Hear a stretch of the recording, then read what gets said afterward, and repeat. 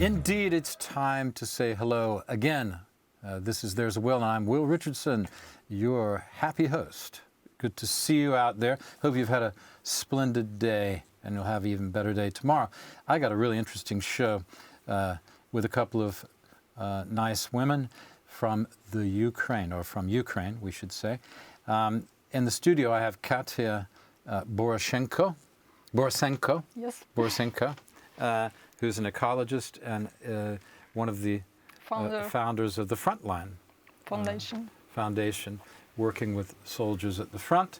And we also have on Skype from Kiev, that's Yulia Borlachenko, who is many things, who's an enthusiastic photographer, a physicist by trade, and also has started a foundation, Pilots for Ukraine, is that it?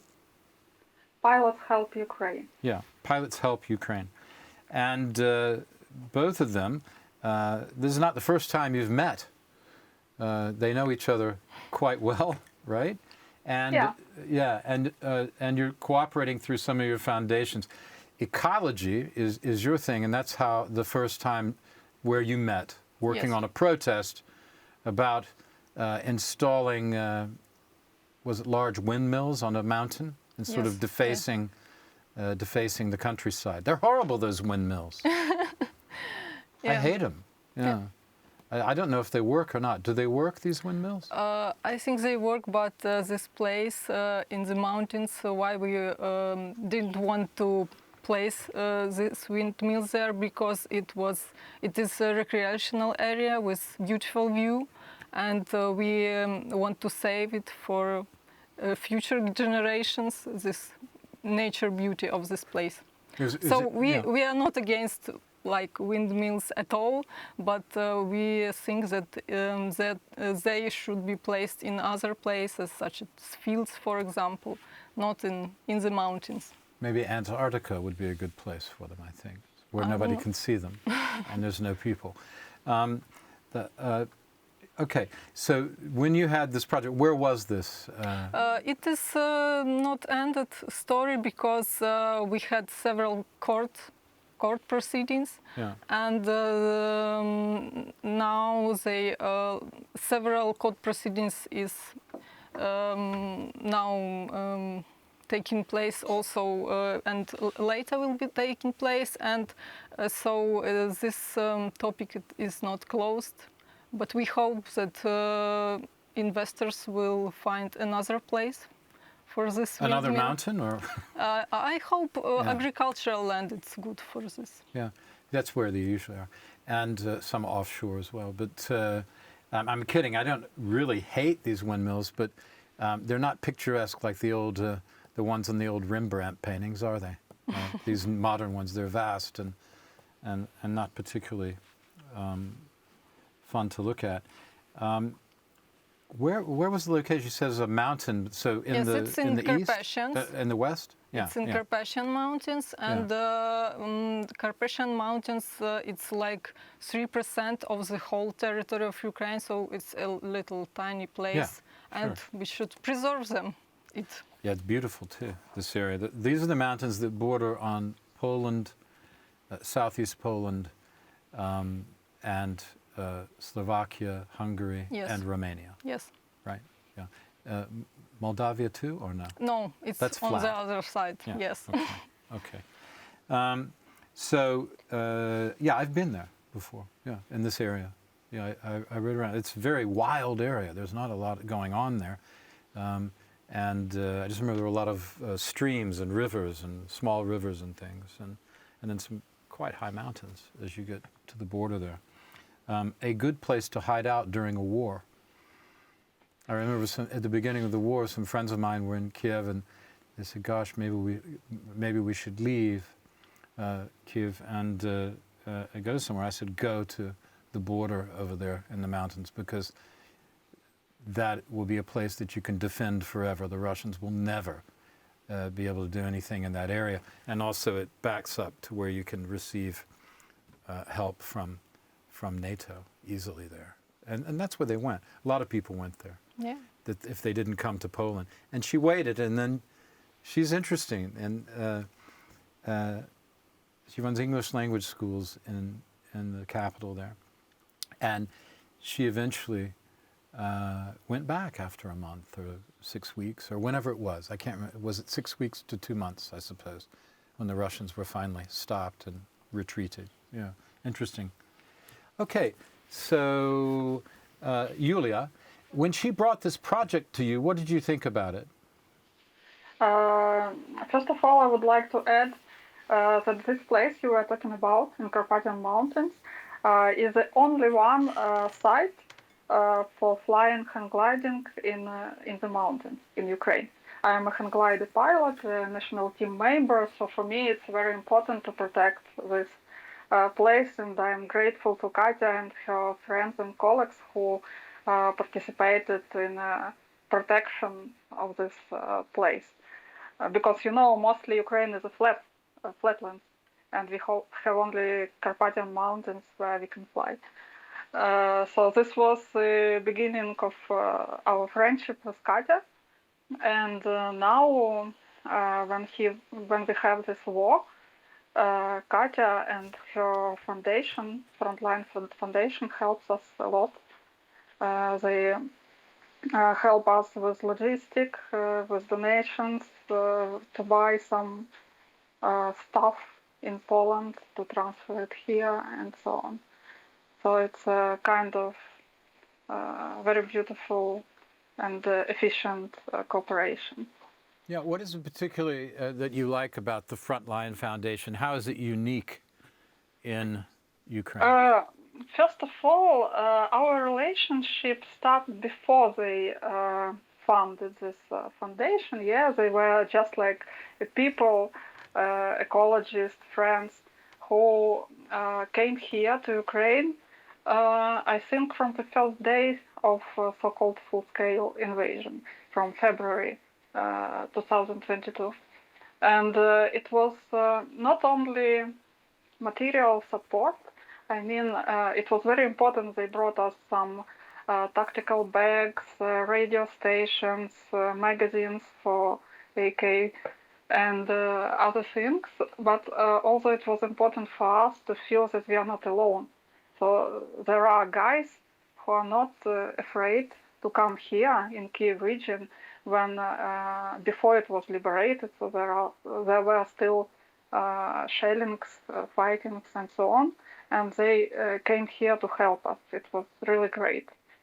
And now we continue to work together, supporting several military units, mostly with some expensive and high-quality gadgets like rangefinders, drones, thermal imagers, night vision optics, and so on and so on. Yeah, the optics are particularly important, aren't they? Yeah. For this gives an advantage because the Russians don't have a lot of these, so it gives an advantage to the defenders, particularly at night. And we know at Bakhmut that there were a lot of attacks at night. Yeah, exactly. A lot at night. Sorry, yeah. sorry to interrupt you. No, please. Very good case. Had a case of the last time. Personally, Katya helped us when we were collecting funds for radio stations. So we were quite busy with this project, but we got a request, very urgent request from a sniper platoon that was going to Bakhmut exactly, to the front line, to the very front line. So their position are like 200 meters from Russian position. So a very dangerous place. And they need a high quality rangefinder. And we just had no money to buy it in time. And Katya donated us, it was like 1,600 or 700 euros, I don't remember exactly, but we could buy it in Kiev immediately. And then when we got, it was Sig Sauer binocular with a rangefinder and ballistic calculator. And we got a video message from Bakhmut, from Frontline, when sniper told us how great is this rangefinder, how great optics it has, and it's even better than the optics on his rifle. And it's just a great inspiration to have this words of thank you from the military. So it's a really important thing we are doing together. Well, you're saving lives of Ukrainian soldiers who are, after all, your countrymen, your colleagues, but you're depleting the Russian supply of human beings. To come back to you, I'm curious. You said you're very good at raising money and coming to the aid of the soldiers with these money for optics. How did you set up? What was your inspiration for the foundation? Can you the Frontline Foundation? Frontline meaning getting aid right to the front, which is a long front. How long is the front? It's like 1,500 kilometers. Yeah, 1,500 kilometers, 1,500 kilometers, big front. So, okay. What was the inspiration? How did it evolve? Take us back to the beginning. Yes, as Julia said, we were trying to help like private persons to people in Ukraine, to, for example, friends which we know, which helps army in Ukraine. But then we realized that as a private person, we can do not so much. So we established a foundation. Like it's our foundation, Frontline, was created by 4 ecologists and one well-known writer in Poland, it's Stasiuk. And we created a website, and we are gathering money for cars now. Through our website, we managed to gather money and already bought 1 car, and tomorrow it will go to Ukraine for one of the military units to the front line. What kind of car? It's like a car with big wheels, which like can... Like a Jeep or something like this? Yes. Or a truck? Or? Like Jeep, I don't know exactly the name of this car. It looks kind of like a Jeep to me, this sort of maybe, but you have photo of this car. We'll get some photos. Yes, and we plan to gather for money for another 3 cars. We get them cheaper because person who sell it can sell for us cheaper because it's for the military, because of helping the military. How much of a discount do you get? It's about $4,000 for 1 car. And the car's cost is how much? Well, I don't know. Normally, it's much They're new higher cars. price. No, it's not new car. It's yes. Yeah. Okay. Yes. So it's a reasonable, substantial yes, discount. and also for every 4 cars you can buy another one, something like that. Yes, the 5th one's free, for example. And right? also we plan after that to raise money to buy cars from the USA, because in Europe it is not so many cars left, like used cars, that we can buy for army, because many foundations buying cars for Ukrainian army, so it's a problem in Europe, in this part of Europe now. Wow. How do you get your contributions? I mean, you advertise for it, or you promote yourself online and things like this, right? Yeah. If people want to contribute to Frontline organization, what do they do? That's a better... They should find our social media, Facebook, or our website, which is liniafrontu.org. How would you spell that? L-I... Linia. Linia? Yes, Frontu. F-R-O-N-T-U? Yes. You can't see that. .org. Is that right? Yes, it's right. Yeah, okay. Yeah. And .org or something? Org. Yes, Yeah. and there is all bank accounts and all about our foundation. Yeah, and okay, also, so it's Linia Frontu.org. Okay, I'll put it in when I when I post this on YouTube, or when it's posted on YouTube, I'll put this in the description of the video. Okay. Okay. Thank you. But so people can contribute there. Where have most of the contributions come from? It's always I'm always interested in how much of it is just from ordinary people, or ordinary people in foreign lands. How much is from companies?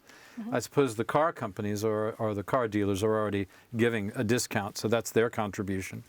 But how hard is it to raise money?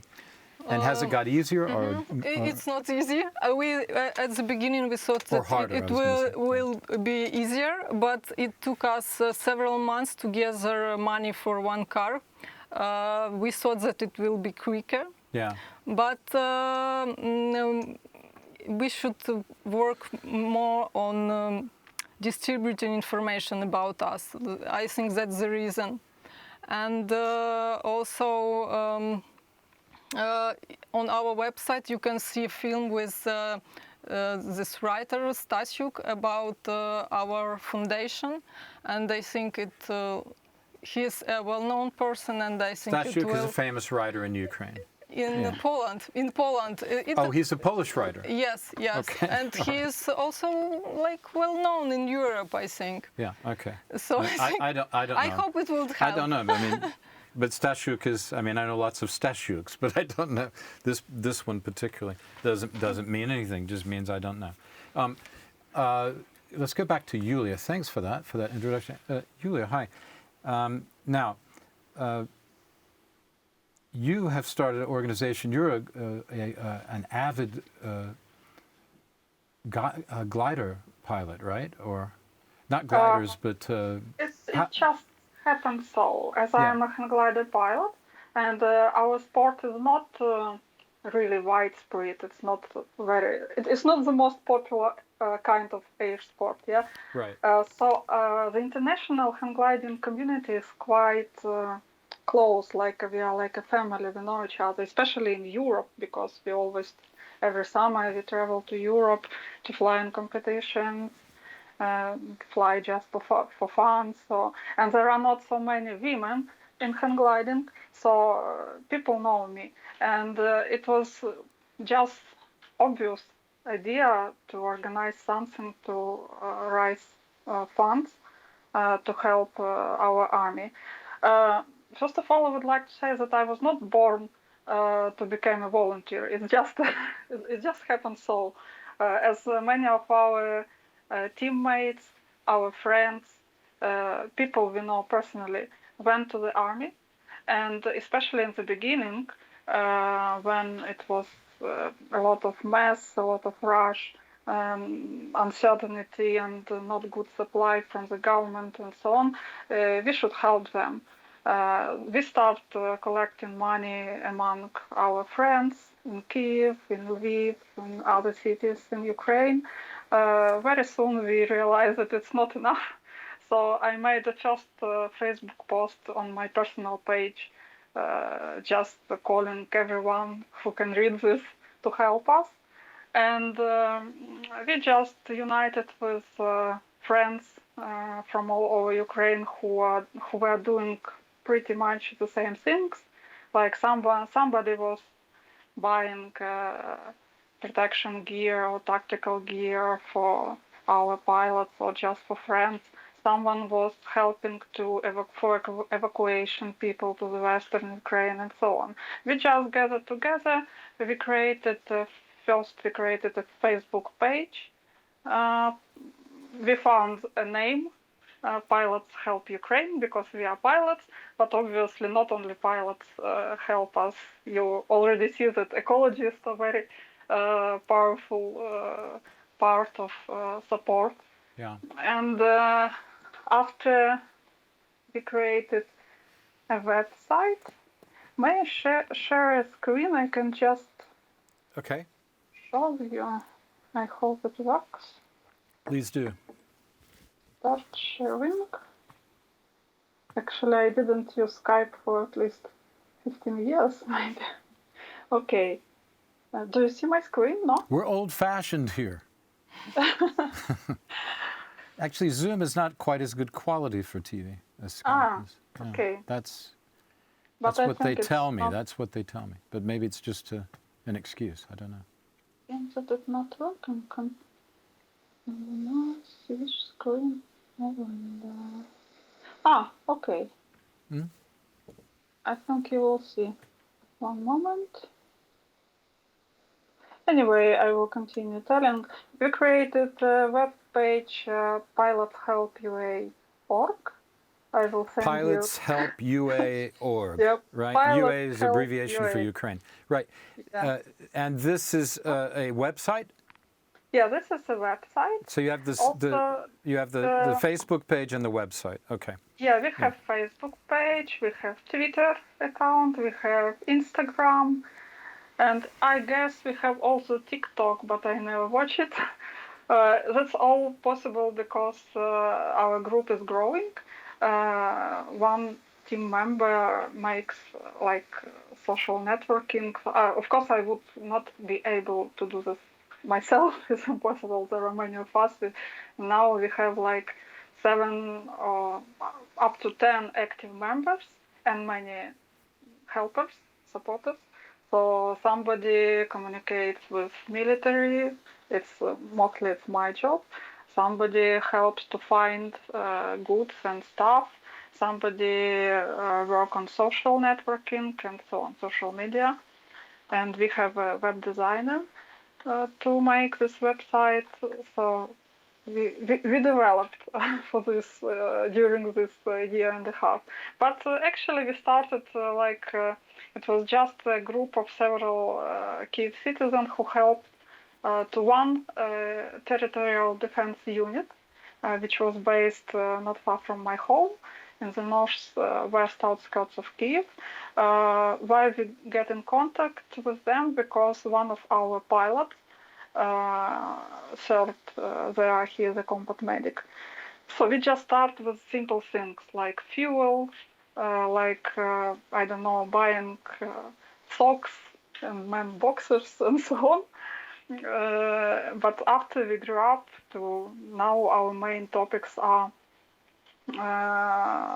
night vision devices, thermal imagers, and so on. So how important is it to focus your foundation, one's foundation, whatever the foundation is, on a particular subject? It's pretty important, isn't it? This is a very good question. Thank you for it. Finally, I got a good one. Yeah. It's really good question because nobody can do everything. It's just, it will be not efficient, not effective. So with the time, all little groups like ours had get their specialization. Somebody specialized on vehicles, for example. They know everything about vehicles, used vehicles, where to get them, how to bring it here, all the bureaucratic procedures, how to transfer it to the army correctly, in correct way, and so on. Most of my friends here in Kiev have, I'm physicist. We have also many people from of different technical specialities, so it's logical and more easy for us to focus on some gadgets and devices because there are not. It's not so obvious if somebody asks you for night vision device. It's not like you just go to the shop and buy a night vision device because there are different types, like analog, digital ones, different. Parameter technical specs you have to put attention to. So you have to know what you are buying to not waste money because people donate and we respect this and we are very responsible of how to spend this money. So first of all, we verify every request. First we have to be sure that a person who asks for something really needs this device, not something else. And after, we have to be able to buy exactly what they need. And this is important. And what you are talking about, the specialization, sorry for my English, really helps to make this more effective. So That's it. That's a good message for people, and it needs to be put out there, because dividing your attention doesn't help to make these things happen faster. And also, Exactly. the procedures that one has to go through in order to get this stuff into the country, if it's from outside, and a lot of it is, or most of it is quite difficult to follow, and you need to know what you're doing, and not so that you're helping, not getting in the way, right? Yeah, You yeah, want to yes, help. sure. Yeah, and Yeah. these people And at the front. Yeah, go ahead. what is important in general, maybe it's a good idea to make like a general picture of what is happening in Ukraine from the point of view of volunteering, because we are. Let's do that when we come back. Stay with us for the next half. We've got to go to a break now, and we'll talk about the general picture of volunteering. I'm not going to let you go, Yulia. I want you to stay with us, because we're having a good time here. Okay? We need your physics brain to help us. Okay. Enjoy these commercials, these advertisements. They're very important. They keep us on the air, and they're all about things you really, really need at home, and they're all ecological.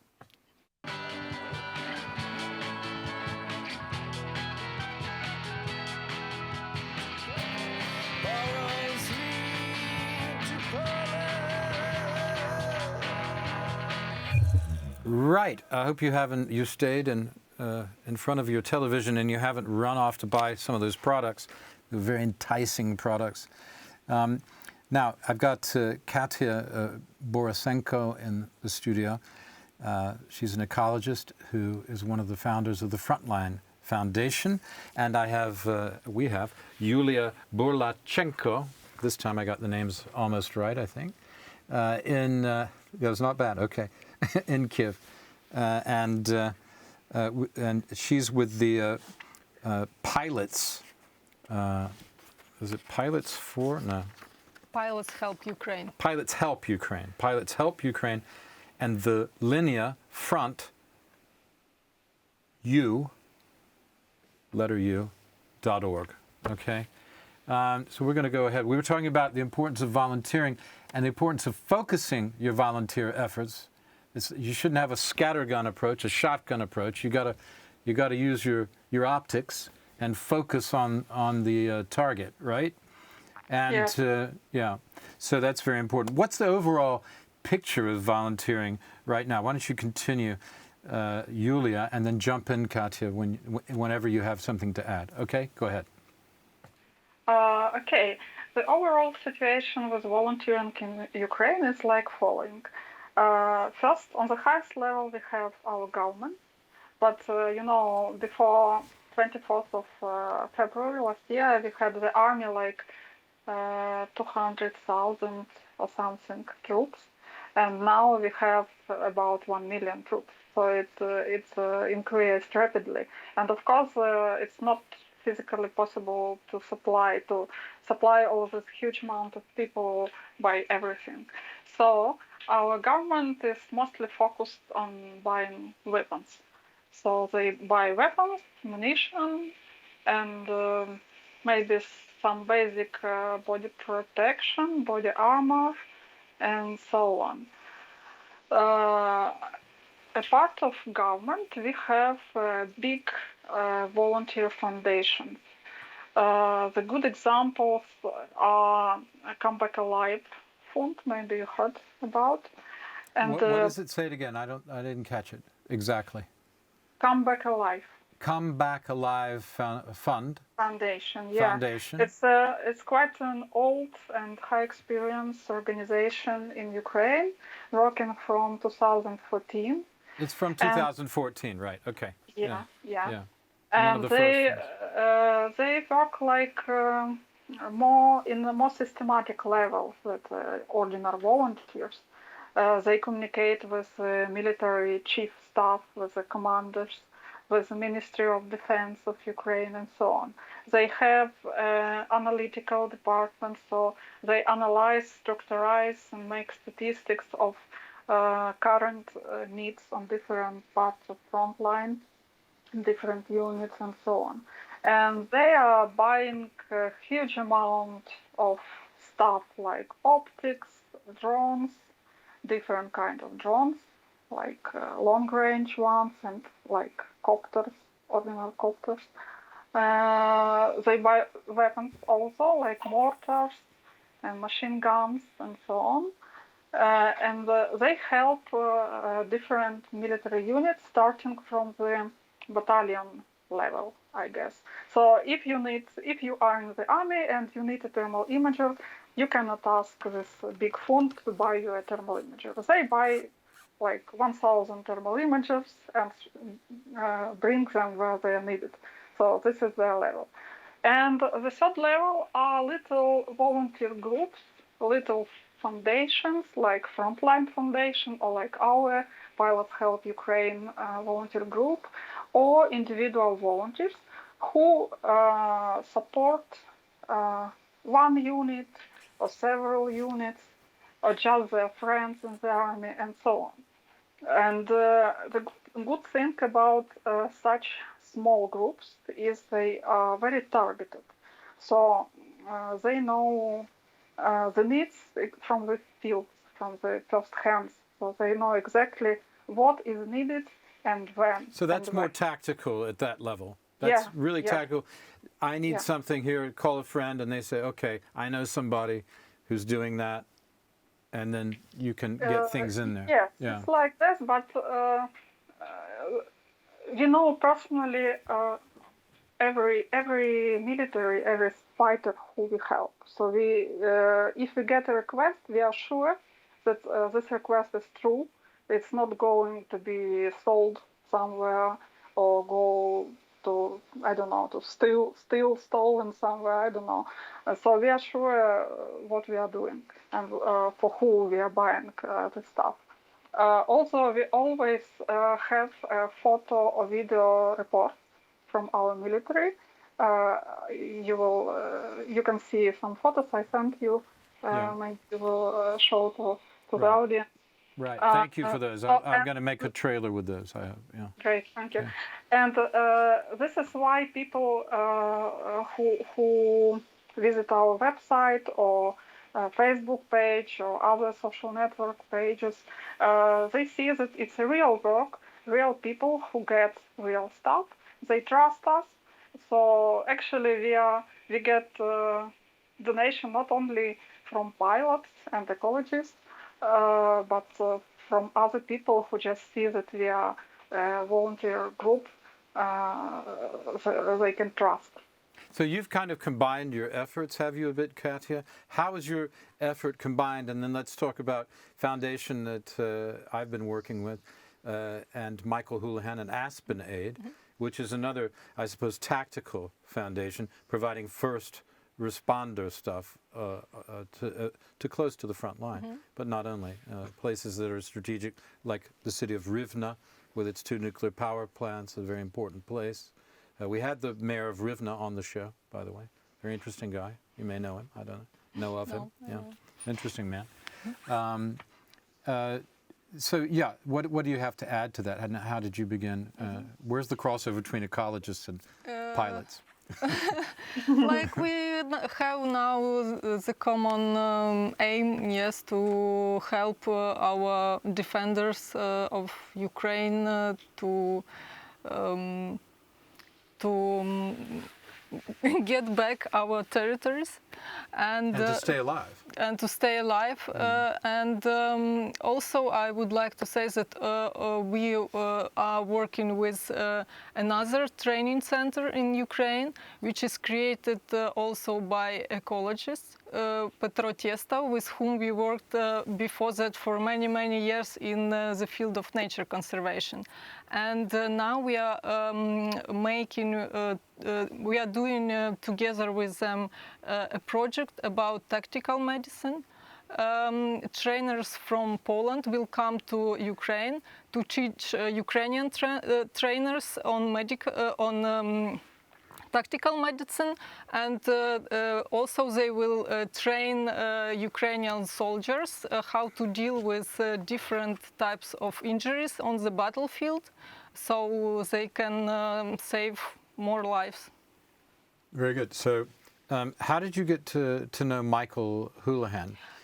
Okay, Aspen Aid. Firstly, Julia have known Michael, and then he passed this contact to us, and we also met and talked about how we can work together. And how are you working together now? Because He's a great networker. He's an ex-corporate guy. And a restaurateur, actually. So he really is good with people. And it's amazing to me, actually, to watch him work over the last year and to be able to help him a bit. Yeah. Yeah, so he helped us with contacts, which he has a lot, I think. Wow. Yeah. Yeah. Incredible. And that's, I think, it's a big help for us.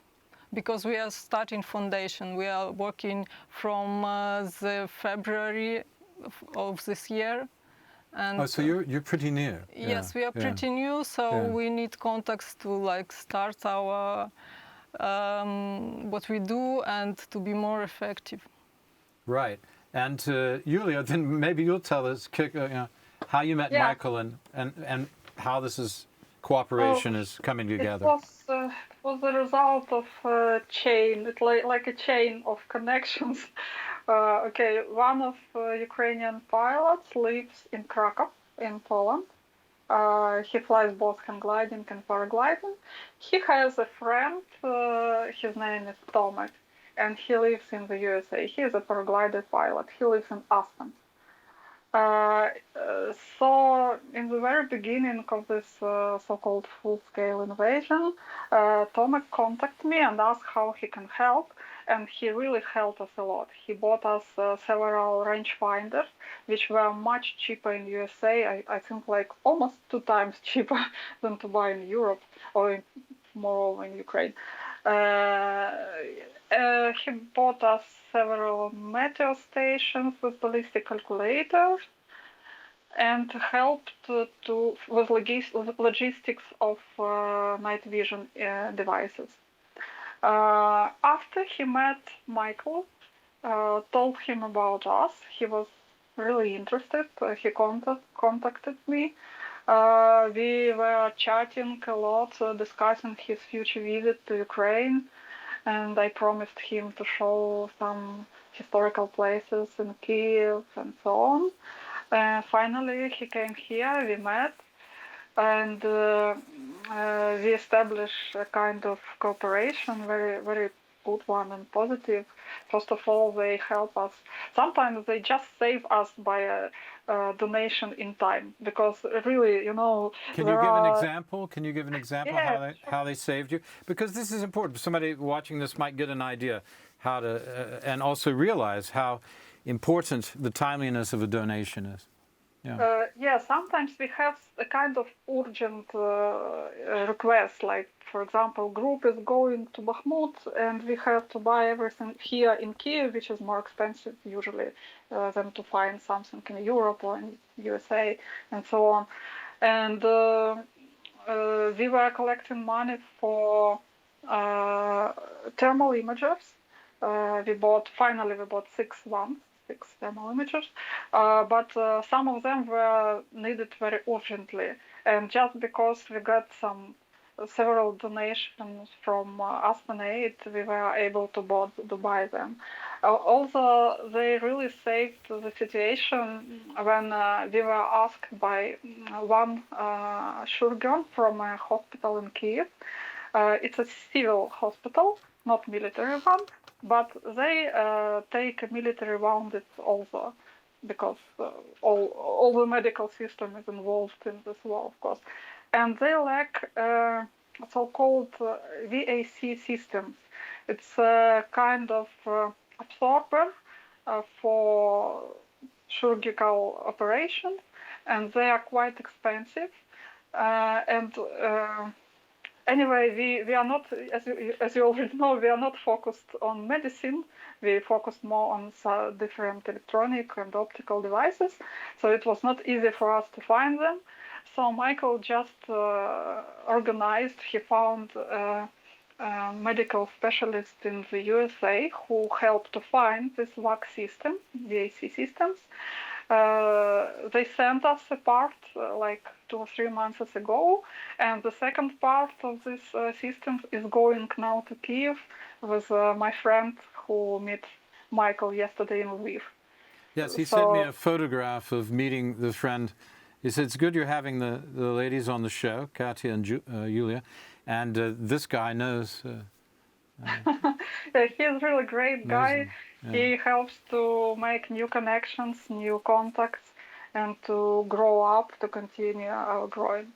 By the way, Katya, you were speaking about the Trotestov, the ecologist and your friend. Yes. You know, he helped us a lot recently.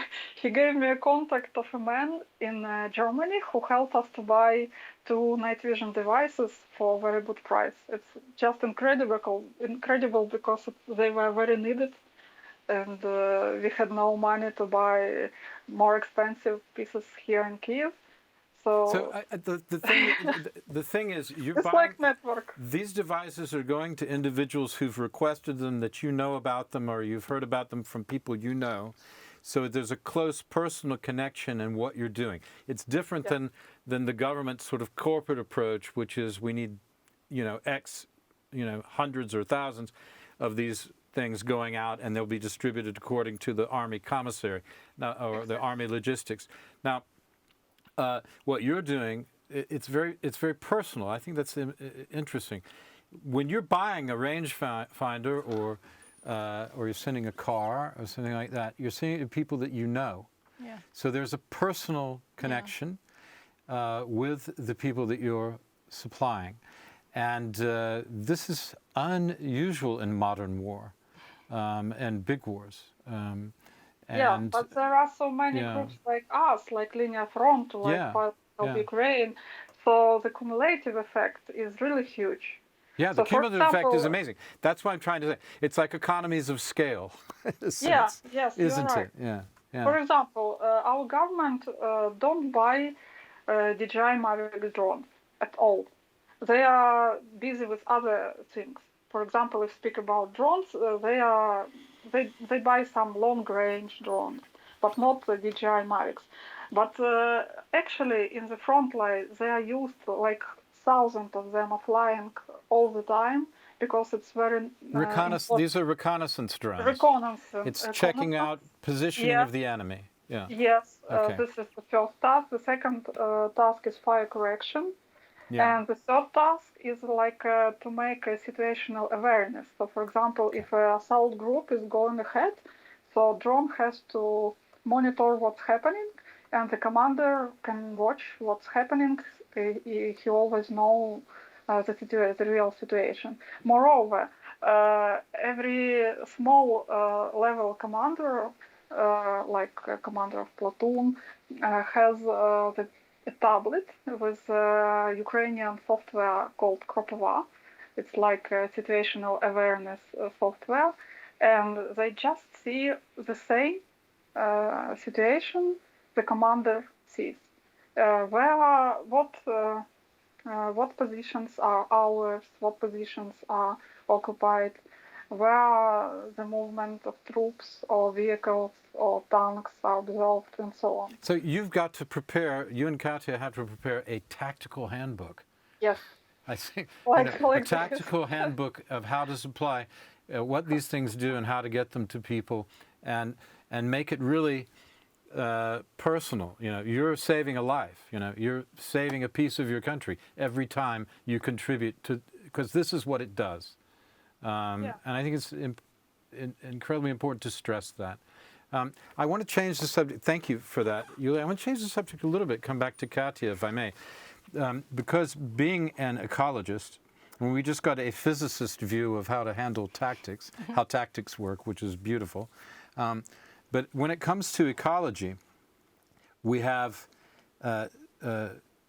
we've witnessed perhaps the most interesting and potentially terrible example of ecology gone wrong in the bursting or blowing up of the dam on the river Dnieper, and then the the threat not only from that, but also from Russian malfeasance, potential malfeasance at Zaporizhia, the nuclear power plant. It's the biggest nuclear power plant, as most people will know by now, in Europe. It's also one of the three most essential power producers in Ukraine. Okay, now the dam's gone. That was producing power. Now Zaporizhia is down. How important, first, is, let's talk about the ecological problem caused. We don't know exactly, but let's be serious about that problem. Let's not be hysterical. What is actual damage and potentials for damage? From exploding of the dam? First, and then talk about the nuclear plant. From explosion of the dam, the whole like water body which was there like flow to the sea, and it's destroyed a lot of nature protected areas which were on that area. Especially it was Nizhnyo-Dniprovsky National Park in this Dnieper River, and it's like washed away with this water flow. And of course, many people suffered from that. It's like many flooded areas, but it's like consequences which we see now. But of course, if we look at this problem like 10 years later or something like this, it's we will see consequences also later, because, for example... Well, what are the consequences now, and how will those be exaggerated? But for one thing, there was a lot of water at the beginning. Now it's receded. Yes. Where has the water gone? Has it gone into the Black Sea? Yes, it's gone to the Black Evaporated? Sea. It's gone to the Black Sea, and it also affects salinity of the sea. So many species which live there will suffer, and also some bacteria and like water organism will grow rapidly because of less salinity of the water.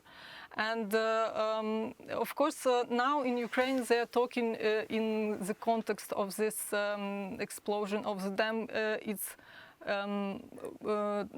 They are talking mostly about that many cities and agricultural lands will remain without water. Right. The possibility of drought or insufficiency of water for growing things. This river now like becoming like a natural river. Like it used to be some time back. Like it was 70 years ago. And but these areas which were previously underwater, they're like desert. So, and we think that they will grow with invasive species very fast, and it's also a problem. But I don't like when in Ukraine some like governmental person talk about that we will rebuild this dam as soon as possible after the occupation. But I think it's not a good idea.